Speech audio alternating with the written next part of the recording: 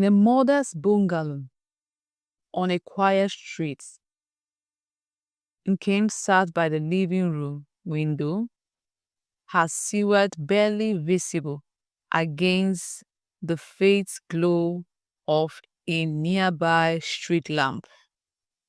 She peered through the curtains, her eyes scanning the streets outside. Something wasn't right. Shuka, her husband, sat on the couch, fiddling with their battery-powered radio.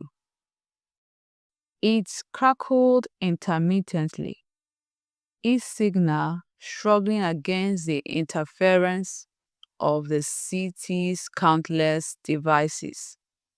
"NEPA again," he muttered, shaking his head. "No light since afternoon.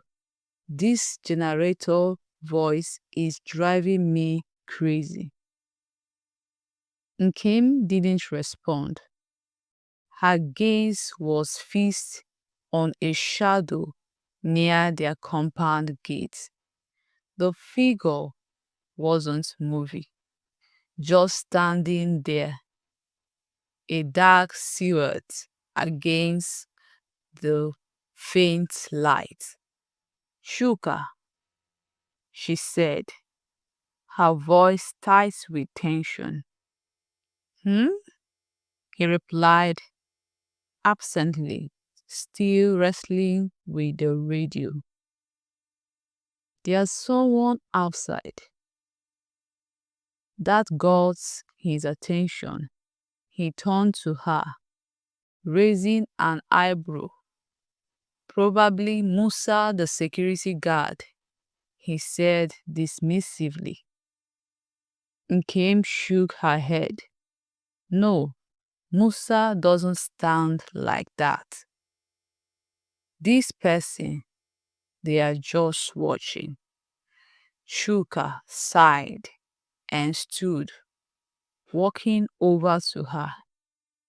He placed a hand on her shoulder. "You've been jumpy all week. Maybe you are just imagining things." "I know what I saw," she snapped, shrugging off his hand. He sighed again, but didn't argue further. Nkem had been on edge since last week when someone attempted to break into the neighbor's house. The thief had been scared off before taking anything, but the thought of someone targeting their quiet street has shaken her. Their argument was interrupted by a loud knock at the door.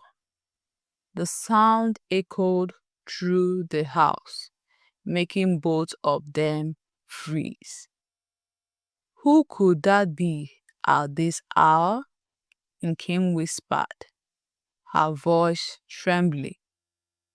Chuka frowned, her cheek. "Wait," she said, grabbing his arm. "Look through the peephole first." He nodded, moving cautiously to the door. Peering through the small lens, he saw a familiar face. Inspector Femi, the neighborhood police. "Is Inspector Femi," Chuka said, relief evidence in his voice. He unlocked the door, letting the inspector in. "Good evening," Femi greeted, stepping into the living room. He was a solidly built man with a sharp gaze and a no-nonsense demeanor. "Inspector, what brings you here?" Shuka asked. gesturing for him to sit. Femi ignored the gesture, his eyes scanning the room. He received a call from this address about a suspicious person near the gate, he said. Nkem frowned. That's not possible. We didn't call anyone. You sure? Asked, pulling out a small notebook. The dispatch said it was a female voice. She sounded scared. Nkem and Chuka exchanged uneasy glances. Could it have been a mistake? Chuka suggested. Maybe, Femi replied, his tone skeptical. But I don't take chances with calls like that. Mind if I take a long route? Of course, Chuka said, though Nkem hesitated before nodding. Femi had barely begun inspecting the room when a loud clap echoed from the backyard. All three froze. What was that? Nkem whispered, her voice barely audible. Femi reached for his flashlight, his hand steady.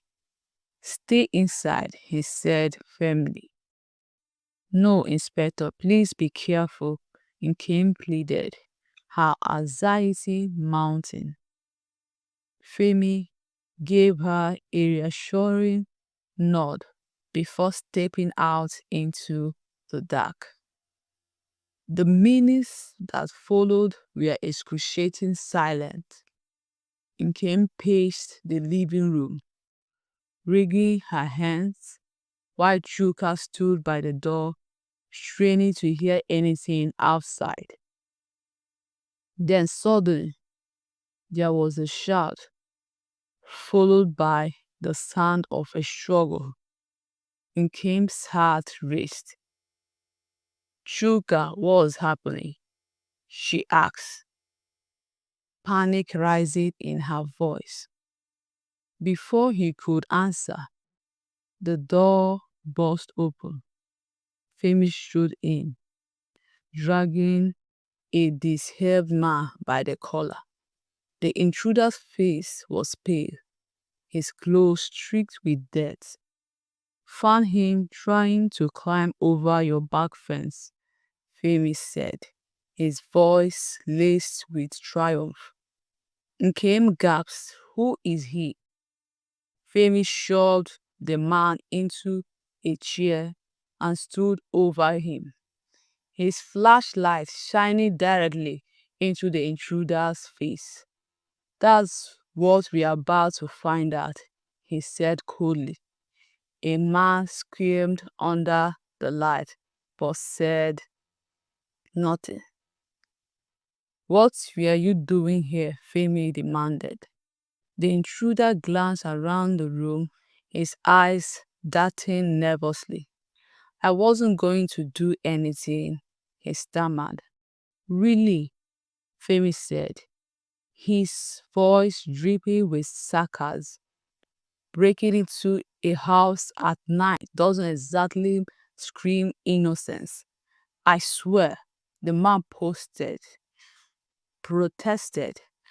I was just looking for words. The man hesitated, his defiance faltering. Finally, he muttered, I heard this house had money. That's all. Nkem's breath caught. Money? From who? The man glanced at her but didn't answer. Who sent you? Femi pressed, his tone sharp. The intruder hesitated again before finally speaking. I don't know his name, he said. He just paid me to watch the house. Said he would call me when it was time to act. Femi's expression darkened. Where is the phone? The man reached into his pocket and pulled out A cheap burner phone.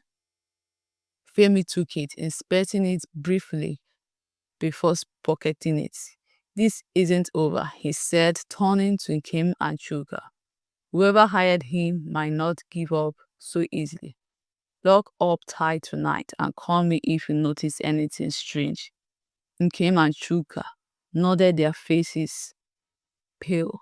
As Femi dragged the intruder out of the door, Kim sank onto the couch, trembling. "What's happening to us, Chuka?" she whispered, tears streaming down her face.